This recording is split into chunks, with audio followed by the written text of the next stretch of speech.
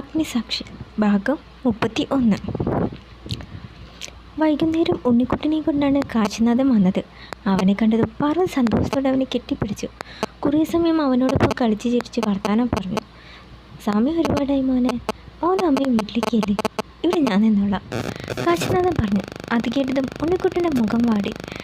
ഞാൻ ചെറിയമ്മോടൊപ്പം ഇവിടെ നിന്നോളാം, അവൻ ചിണുങ്ങിക്കൊണ്ട് പറഞ്ഞു. അത് ശരിയാവില്ല മോനെ, കൊച്ചുകുട്ടികളെ ഇവിടെ നിർത്തിയാൽ ഡോക്ടറുകൾ വഴക്കു പറയും, അതുകൊണ്ട് മോൻ ചെല്ല്, ചെറിയമ്മ നാളെ വീട്ടിലേക്ക് വരും, കാശിനാഥൻ പറഞ്ഞു. അവൻ വിഷമത്തോടെ പാറുവിനെ നോക്കി. മോൻ വിഷമിക്കണ്ട, ചെറിയമ്മ നാളെ വീട്ടിലേക്ക് വരും, എന്നിട്ട് നമുക്ക് ഒരുമിച്ച് കളിക്കാം, എന്താ, പാർവതി പറഞ്ഞു. അവൻ മനസ്സോടെ തലയാട്ടി. കാശി ജിതനെ നോക്കി. ജിത്തു, നീ എന്നിവരെ വീട്ടിലാക്കിയേക്ക്, കാശി പറഞ്ഞു. ശരി, വാ വീണ, ഉണ്ണിക്കുട്ട പോകാം നമുക്ക്. ബായ് ചെറിയമ്മേ. അവരുടെ യാത്ര പറഞ്ഞ് വീണയും ഉണ്ണിക്കുട്ടനും ജിതനോടൊപ്പം നടന്നു. അവർ പോയതും കാശി വന്ന് പാർവതിയുടെ അരികിലിരുന്നു. കണ്ടേട്ടാ, ഞാനൊരു കാര്യം ചോദിച്ചാൽ സത്യം പറയൂ. എന്താ? അവൻ ആകാംക്ഷയോട് ചോദിച്ചു. രുക്കുവിന് വേറെ ആരോടെങ്കിലും ഇഷ്ടമുണ്ടായിരുന്നോ?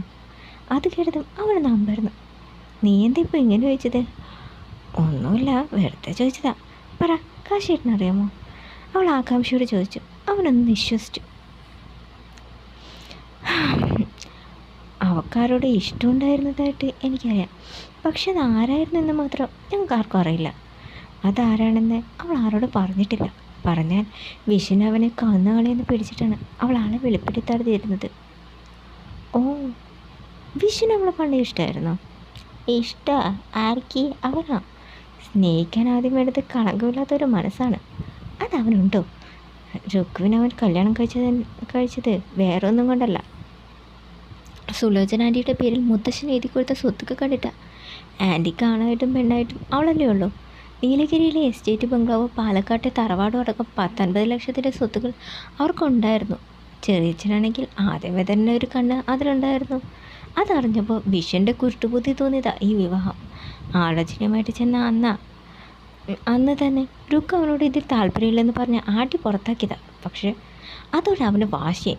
അപ്പച്ചി ഓരോന്ന് പറഞ്ഞ് മയക്കി പാട്ടിലാക്കി. കല്യാണം തീരുമാനിക്കുമ്പോൾ തന്നെ അവൾ തുറന്നു പറഞ്ഞതാ അവൾക്ക് മറ്റാരും ഇഷ്ടമാണെന്ന്. അതറിഞ്ഞ് വിഷൻ അവളെ കാണാൻ ചെന്നു. അതാരായാലും ഭൂമിയിൽ അവന് ജീവനോടെ വെച്ചേക്കില്ലെന്ന് പറഞ്ഞതോടെ അവൾ ആകെ ഭയന്നു. അവളുടെ സങ്കടം കണ്ട് അപ്പച്ചിയോട് ഞാനും സംസാരിച്ച് നോക്കിയതാ, പക്ഷേ യാതൊരു ഫലവും ഉണ്ടായില്ല. അവളുടെ കാമുകനെ കണ്ട് സംസാരിച്ച് രണ്ടുപേരും ഒന്നിപ്പിക്കുമെന്ന് അവളോട് ഞാൻ പറഞ്ഞിട്ടും അതാരാണെന്ന് അവൾ എന്നോട് പറഞ്ഞില്ല. ഇപ്പോൾ അവളുടെ അവസ്ഥ കാണുമ്പോൾ എനിക്ക് തന്നെ സങ്കടം തോന്നുന്നു. അന്നേ അവരെ കൊണ്ട് അതാരാണെന്ന് പറയിപ്പിച്ച് അവരൊന്നിപ്പിച്ചാൽ മതിയായിരുന്നു എന്ന് പറഞ്ഞിട്ട് എന്താ കാര്യം? അവൻ വിഷമത്തോട് ദീർഘനിശ്വാസം വിട്ടു. ആ തീരുമാനം ഇപ്പം നടപ്പിലാക്കാനുള്ള ധൈര്യമുണ്ടോ കണ്ണേട്ടന്? അവൻ അമ്പരപ്പോടെ അവളെ നോക്കി. നീ എന്താ അങ്ങനെ വിറ്റത്? അതൊക്കെയുണ്ട് കണ്ണേട്ടനായി. ആദ്യം ഇത് പറ, അവളുടെ കാമുകൻ ആരായിരുന്നു എന്നറിഞ്ഞാൽ അയാളെ കൊണ്ട് രുക്കുവിനെ വിവാഹം കഴിപ്പിക്കാമോ?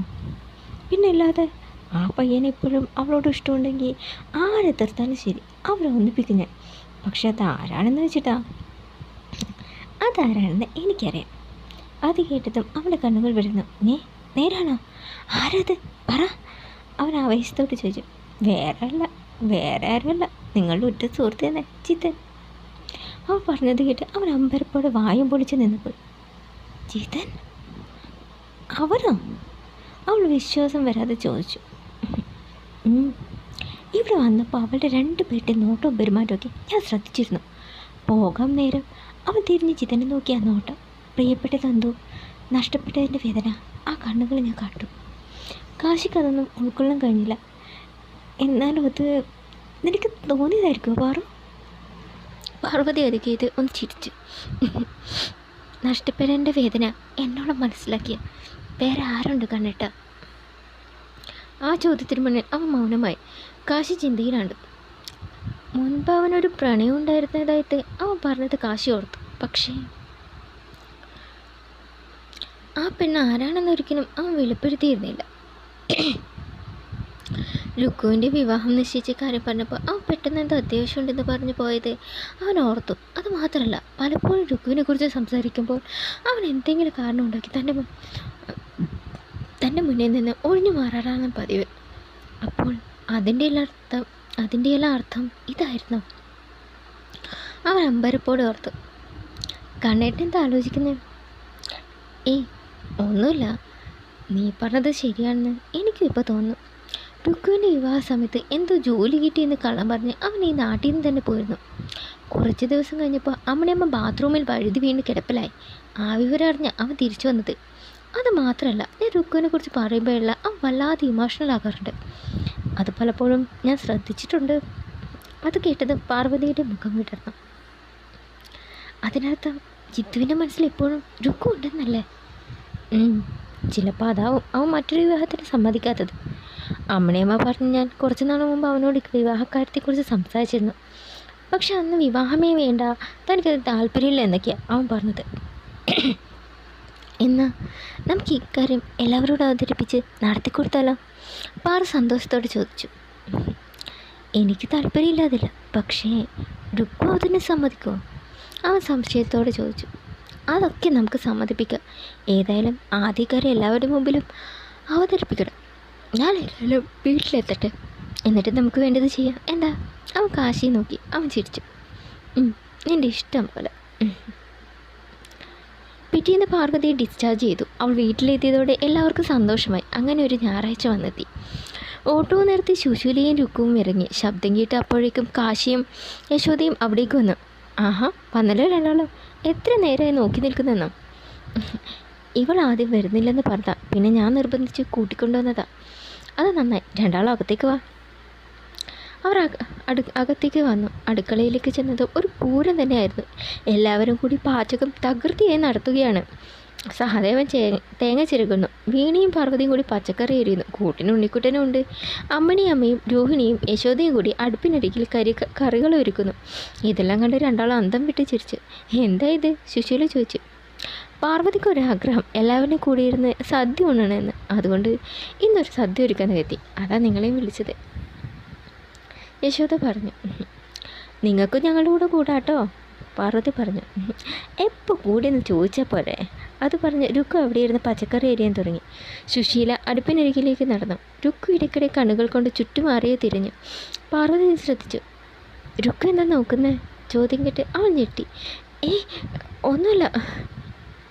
അപ്പോഴേക്കും ഒരു പാത്രം എടുത്തുകൊണ്ട് ജിത്തു അവിടേക്ക് വന്നു. തേങ്ങാപ്പാൽ ഇത്ര മതിയോ എന്ന് ചോദിച്ചുകൊണ്ട് ജിത്തു അവിടേക്ക് വന്നു. രുക്കുവിനെ കണ്ടതും അവനൊരു നിമിഷം നിന്നു. മതി, ഇനി നീ അവിടെ ഇരിക്കും, പാത്രം വാങ്ങിക്കൊണ്ട് അമ്മണിയമ്മ പറഞ്ഞു. അവനൊന്നുമില്ലാതെ കാശിയുടെ അരികിലേക്ക് ചെന്നു. എല്ലാവരും ക്ഷീണിച്ചു കാണല്ലേ, ഞാൻ കുടിക്കാൻ ജ്യൂസ് എടുത്തിട്ട് വരാം. അതും പറഞ്ഞ് കാശി തന്നെ ഫ്രിഡ്ജിൽ നിന്ന് ജ്യൂസ് എടുത്ത് ഗ്ലാസ്സിലേക്ക് പകർന്നു. രുക്കു, ഇതെല്ലാവർക്കും കൊടുക്ക്, അവൻ പറഞ്ഞു. ശരി. അവൾ ട്രേയിൽ ജ്യൂസും എടുത്ത് എല്ലാവർക്കും കൊണ്ടുപോയി കൊടുത്തു. ജിത്തുവിൻ്റെ അരികിലേക്ക് ചെന്നപ്പോൾ അവളുടെ കണ്ണുകൾ പിടിക്കുന്നതും അത് നിറയുന്നതും ഇരുവരും ശ്രദ്ധിച്ച്. അതിനുശേഷം എല്ലാവരും കൂടി ഭക്ഷണം കഴിച്ചു. പിന്നെ എല്ലാവരും ഹാൾമുറിയിൽ ഒത്തുകൂടി. ഈ സമയം പാർവതിയും കാശിയും അവിടേക്ക് വന്നു. എല്ലാവരും ഒന്ന് ശ്രദ്ധിക്കണം, വെറുതെ ഒരു ഒത്തുകൂടലിന് വേണ്ടി മാത്രമല്ല ഞങ്ങളിങ്ങനെ ഒരു ഫംഗ്ഷൻ അറേഞ്ച് ചെയ്തത്. ഞങ്ങളുടെ ഒരു ആഗ്രഹം അല്ലെങ്കിൽ ഒരു അഭിപ്രായം നിങ്ങളെ അറിയിക്കാൻ വേണ്ടിയും കൂടിയാണ്. നിങ്ങൾക്കൊക്കെ സമ്മതമാണെങ്കിൽ അത് നടപ്പിലാക്കാൻ വേണ്ടിയുമാണ്, പാർവതി പറഞ്ഞു. എന്താ അത്? എല്ലാവരും ആകാംക്ഷയോട് ചോദിച്ചു. വേറെ ഒന്നുമല്ല, ജിതൻ്റെ വിവാഹക്കാര്യം തന്നെ. കാശിനാഥൻ പറഞ്ഞതും ജിതനും രുക്കുവും ഞെട്ടലോടെ പരസ്പരം നോക്കി. തുടരും.